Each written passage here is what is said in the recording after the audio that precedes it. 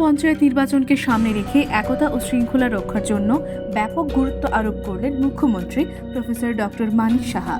শনিবার আগরতলা টাউন হলে আয়োজিত ভারতীয় জনতা পার্টি বিজেপির বর্ধিত রাজ্য কার্যনির্বাহী সভায় এই গুরুত্ব তুলে ধরেন মুখ্যমন্ত্রী।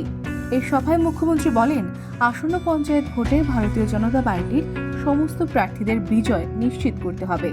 দলীয় কর্মীদের জনসাধারণের কল্যাণের জন্য রাজ্য এবং কেন্দ্রীয় উভয় সরকার কর্তৃক গৃহীত উন্নয়নমূলক প্রকল্পের কাজ বাস্তবায়নের জন্য বিশেষ ভূমিকা দিতে হবে।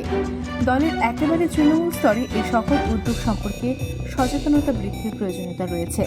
এর পাশাপাশি দলের কার্যকর্তাদের জনগণের সাথে নিবিড় সম্পর্ক স্থাপন করতে হবে, কারণ ভারতীয় জনতা পার্টির দর্শন জনগণের সাথে সর্বদাই সম্পর্কিত রয়েছে। বক্তব্য রাখতে গিয়ে মুখ্যমন্ত্রী ডক্টর সাহা আরও বলেন, জনগণ ও দেশের কল্যাণে রূপায়িত সমস্ত উন্নয়নমূলক কাজ জনসমক্ষে তুলে ধরতে হবে। এই সমস্ত বিষয়গুলো তৃণমূল পর্যায়ে নিয়ে আসা খুবই গুরুত্বপূর্ণ ও সময়োপযোগী। নির্বাচনী প্রক্রিয়ার সময়ে কোনো ধরনের সহিংসতা, অশান্তি বা উচ্ছৃঙ্খলতা সৃষ্টির বিরুদ্ধে সতর্ক থাকতে হবে। এই ধরনের ঘটনা কোনোভাবেই বরদাস্ত করা হবে না। সেই সঙ্গে ভারতীয় জনতা পার্টির ধারাবাহিক বিজয় সুনিশ্চিত করতে শৃঙ্খলা ও অনুশাসন মেনে চলার উপর গুরুত্ব তুলে ধরেন মুখ্যমন্ত্রী। ডক্টর সাহা বলেন, আমাদের দলীয় কর্মীদের অবশ্যই যে কোনো ধরনের সহিংসতা, অশান্তি বা উচ্ছৃঙ্খল আচরণ থেকে বিরত থাকতে হবে।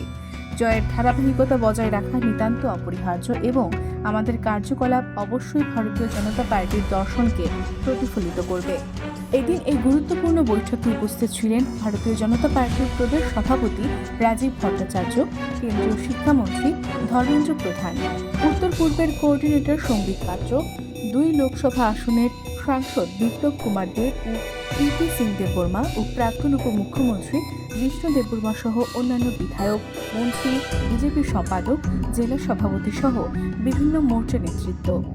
আরও নতুন নতুন আপডেট দেখতে ফলো করুন নিউজ টাইপের ফেসবুক, ইনস্টাগ্রাম, টুইটার এবং ইউটিউব পেজ।